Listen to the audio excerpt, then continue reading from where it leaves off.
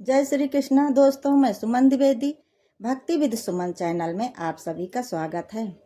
दोस्तों, आज है निर्जला एकादशी।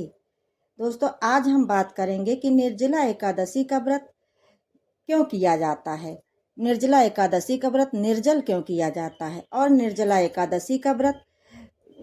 एकादशी का नाम भीमसेनी एकादशी कैसे पड़ा। दोस्तों, महाभारत काल की बात है।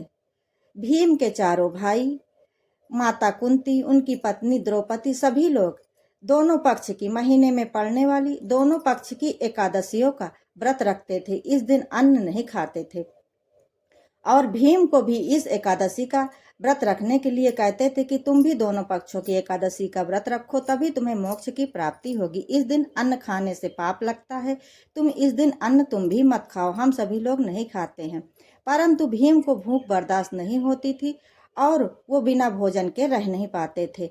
दिन में 3-4 बार वो भोजन करते थे।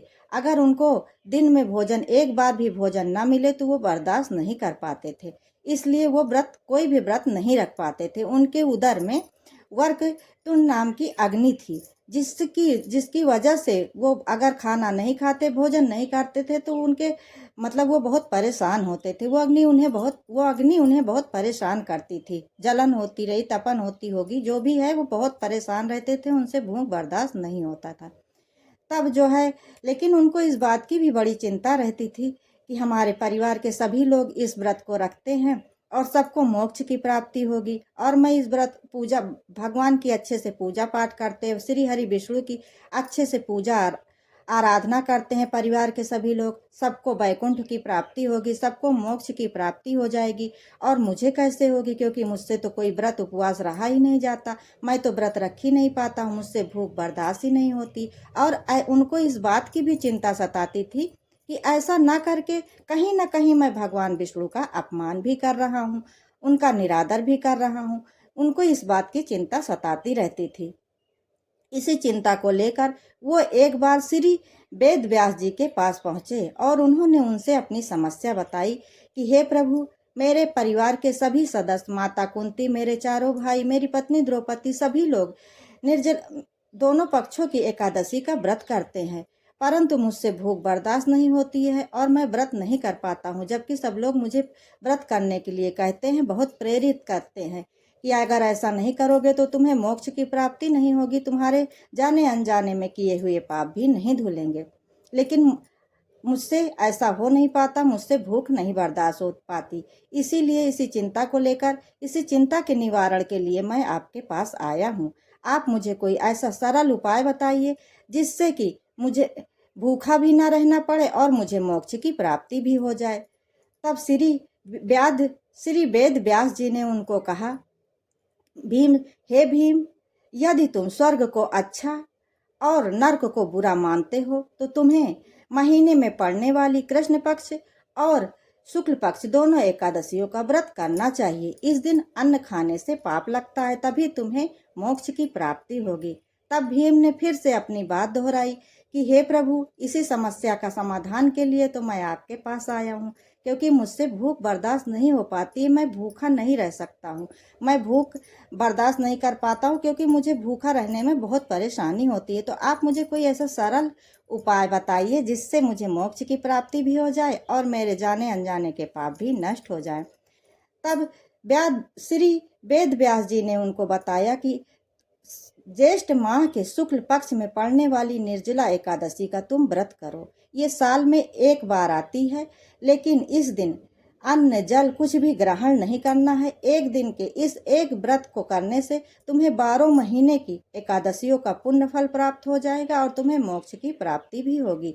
परंतु ये व्रत एक ही दिन करना है, परंतु ये व्रत बहुत कठिन है, क्योंकि इस दिन जल भी ग्रहण नहीं करना है। निर्जल रहकर आपको व्रत करना है और विधिवत भगवान विष्णु की पूजा करनी है और बताए गए शुभ मुहूर्त में द्वादशी तिथि में व्रत का पारण करना है। यदि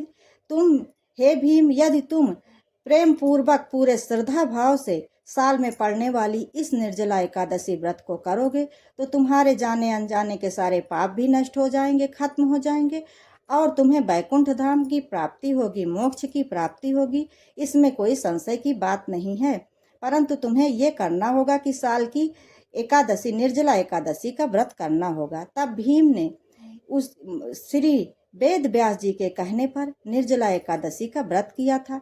तभी पूरे विधि विधान से इस व्रत को किया था और उन्हें मोक्ष की प्राप्ति हुई से तभी से इस व्रत को भीमसेनी एकादशी के नाम से भी जाना जाता है और पांडव एकादशी के नाम से भी जाना जाता है। निर्जला एकादशी को भीमसेनी एकादशी, पांडव एकादशी के नाम से भी जाना जाता है। दोस्तों, इस दिन एकादशी निर्जला एकादशी के दिन मीठे शरबत, ठंडे जल का दान करने से अक्षय फल की प्राप्ति होती है। इस दिन किसी ब्राह्मण को या प्यासे प्याऊ लगवाइए ठंडे जल का। इस दिन जल का दान करने से, मीठे जल का दान, शरबत का दान, बेल के शरबत का दान, ठंडे जल का दान ब्राह्मण को करिए और जो प्यासे लोग हैं उनको पानी पिलाइए, जरूरतमंद को प्याऊ लगवाइए। इस दिन जल का दान करने से अक्षय पुण्य फल की प्राप्ति होती है। दोस्तों, इस दिन जल का दान करने से अक्षय पुण्य फल की प्राप्ति क्यों होती है? क्योंकि इस दिन आप निर्जल रहकर किसी को जल का दान करते हैं, मीठे शरबत का दान करते हैं, इसलिए इसका महापुण्य आपको प्राप्त होता है। दोस्तों, इस व्रत में अन्न जिस दिन आप निर्जला व्रत रखेंगे उस दिन आपको अन्न का दान नहीं करना है। अन्न का दान आपको पारण के दिन ही करना है। इस बात का ही ध्यान करना है कि जिस दिन पारण होगा उसी दिन आपको अन्न का दान करना है, लेकिन कभी भी एकादशी के व्रत में अन्न का दान नहीं करना है। इस चीज़ का भी आपको विशेष ध्यान देना है। आप इस दिन किसी भी चीज़ का दान कर सकते हैं, छाता का, गर्मी का मौसम चल रहा है, पंखे का और गर्मी के सूती वस्त्रों का, दक्षिणा दान, कुछ भी करिए। फल का, ऋतु फल का दान, खरबूजा, तरबूज, ठंडे जल का दान, अन्न का दान एकादशी के दिन नहीं करना चाहिए। तो आज आप मीठे शरबत का दान, ठंडे जल का दान करने से अक्षय पुण्य फल की प्राप्ति कर सकते हैं, अक्षय पुण्य फल की प्राप्ति पा सकते हैं। आज पूरा दिन श्री हरि विष्णु जी का नाम जपिए, रात्रि जागरण करिए। आज किसी की निंदा चुगली मत करिए। अपने मन क्रम वचन से किसी को भी कोई कष्ट मत पहुंचाइए। आपके दरवाजे कोई कुछ मांगने के लिए आ गया है तो उसको प्रेम पूर्वक मीठा जल पिलाइए, ठंडा जल पिलाइए या अपनी सामर्थ्य के अनुसार दक्षिणा दीजिए, पैसा दीजिए, जो भी चीज़ें हैं अन्न के अलावा उन चीज़ों का दान कीजिए। तो आज कुछ भी करने से, ये सब चीज़ करने से, मतलब इन कुछ भी कोई भी चीज़ों का दान करने से अन्न को छोड़कर आपको अक्षय फल की प्राप्ति होगी। दान की कोई सीमा नहीं होती है। दान आप कम से कम और अधिक से अधिक कर सकते हैं, इसलिए दान आप अपने सामर्थ्य और अपने श्रद्धा और सामर्थ्य से अपने अनुसार कर सकते हैं। लेकिन इस दिन किया गया दान अक्षय फल की प्राप्ति करवाता है। इस दिन कम पूजा पाठ, कम दान पुण्य भी आपको अनंत गुना फल की प्राप्ति करवाता है। ये दिन इतना शुभ, इतना फलदायी है। दोस्तों, यदि वीडियो पसंद आई हो तो वीडियो को लाइक, शेयर, कमेंट जरूर करें। धन्यवाद।